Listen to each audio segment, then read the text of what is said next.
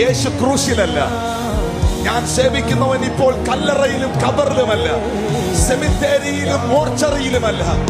ഇപ്പോൾ ഞാൻ സേവിക്കുന്ന കർത്താവ് തേജസ്സുള്ളവനായി, അഗ്നിജ്വാലയ്ക്കൊത്ത കണ്ണുള്ളവനായി, ആറത്ത് പൊൻകച്ച കെട്ടിയവനായി, വെള്ളോട്ട് സദൃശമുള്ള കാലുകളുള്ളവനായി, പെരുവെള്ളത്തിൽ ഇരച്ചിൽ പോലെ ശബ്ദമുയർത്തി ന്യായം വിധിക്കുന്നവനായി, 2 or 3 പേർ എന്റെ നാമത്തിൽ എവിടെ കൂടിയാലും അതിന്റെ മധ്യേ ഞാനുണ്ട് ബൈബിൾ ചെയ്ത കർത്താവ്.